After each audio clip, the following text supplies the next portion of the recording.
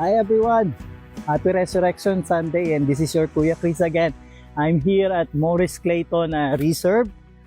It's a small park sa community, malapit po dito sa church, and before I head home, I thought of being live and being with you once again to celebrate Resurrection Sunday and to be one of the first to greet you.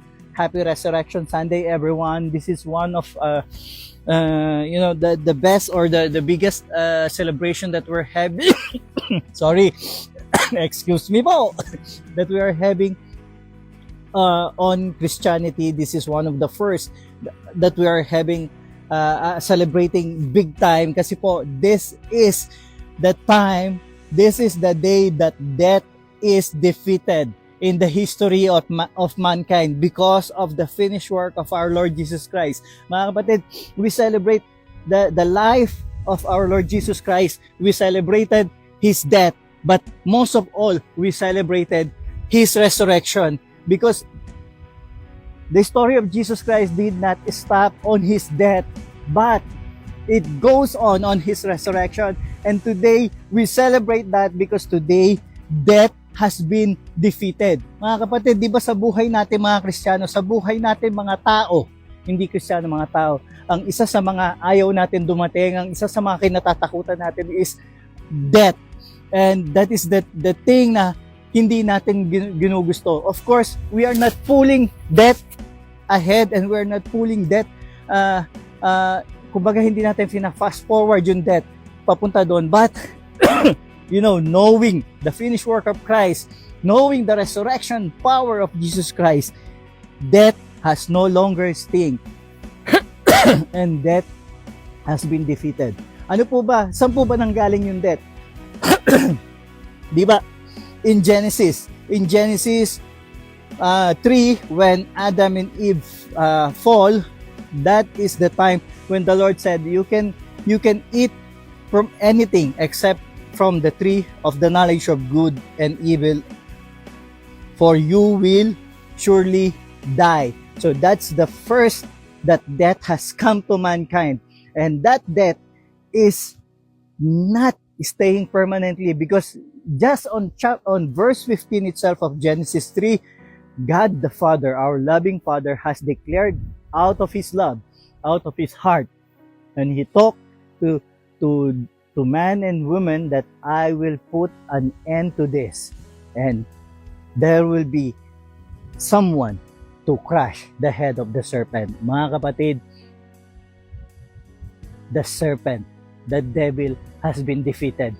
Death has been defeated because the Lord Jesus Christ defeated it for all of us. And this is the day that we are remembering today.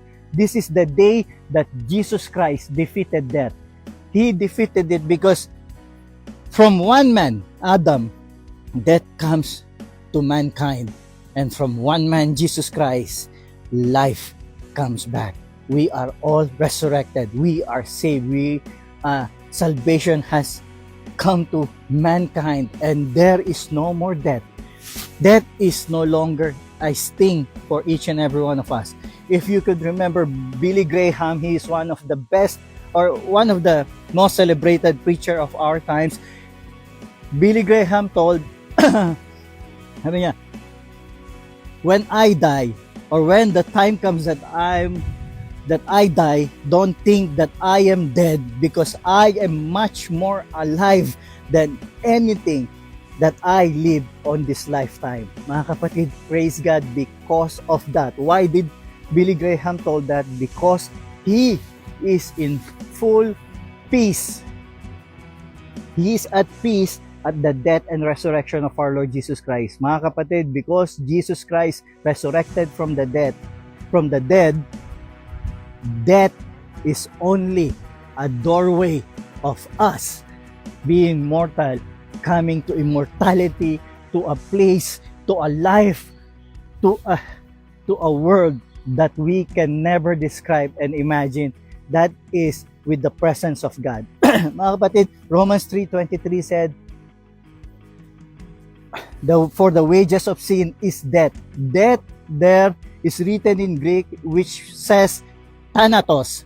Thanatos It means eternal separation from God. Mga kapatid, death is eternal separation from God, and because of the finished work and life, crucifixion, and resurrection of Jesus Christ, we are restored back to God. We are reconciled to God and will always be forever in eternity with God. Amen. And mga kapatid, I don't want to keep this long. I know you have a big day to celebrate the life and resurrection of our Lord Jesus Christ. So I would like to to quote in the Bible in Luke chapter 24. The women comes to the grave for them to put the spices to the body of our Lord Jesus Christ. Mga kapatid, hindi po nagkaroon ng chances tong women of God na to na magawa nila yung task or your work nila for Jesus Christ, dahil nung pagdating nila, Jesus Christ is no longer there. Mga kapatid, can you see it? The message there is we can never do anything for Jesus Christ. Everything from His life, death, and resurrection, Jesus did it for us. The ladies, they haven't got the chance to, in what way do something for Jesus Christ. Is still at the end and the resurrection, Jesus Christ is doing something for them. And mga kapatid, on John 20, Luke 24 says the stone has been rolled out. Diba? The stone rolled open. Pero sabi po sa John 20, if you will remember that the people, yung mga apostles during that time, they are so afraid, they are running out of their life, and they are having a meeting behind closed doors, behind a locked, secure door.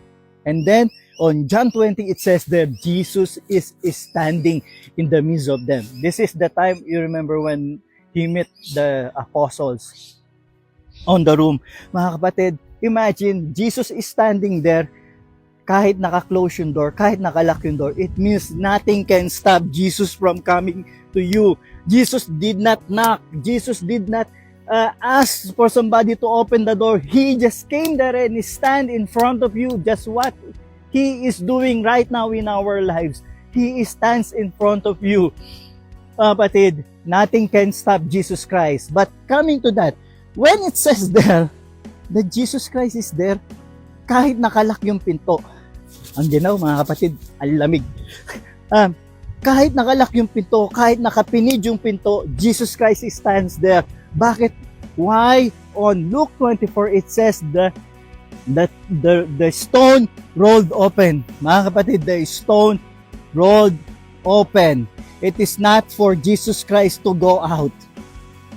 The stone rolled open so that we can come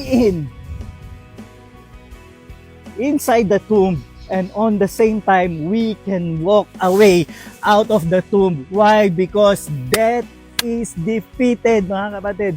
Death is forever defeated because Jesus Christ rose from the dead.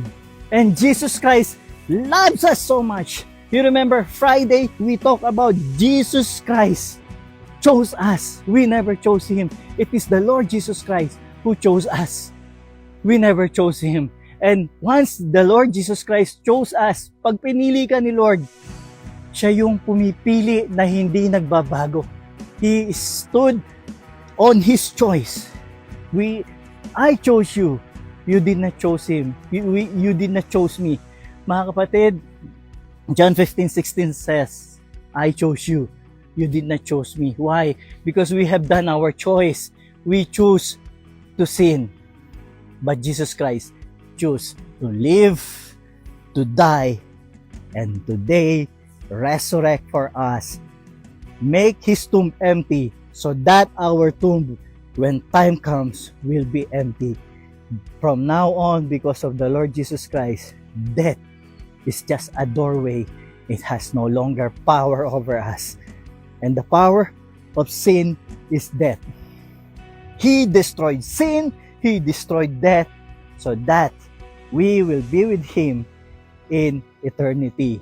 The Lord Jesus Christ loves us, chose us, and He even chose to be with us forever and ever in eternity. That's why He come to earth, He died, and then through that, He resurrected so that you and me will be resurrected.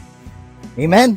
Mga kapatid, He did not only raise Lazarus, but He raised Himself up so that to show even the death doesn't have power and dominion over Him.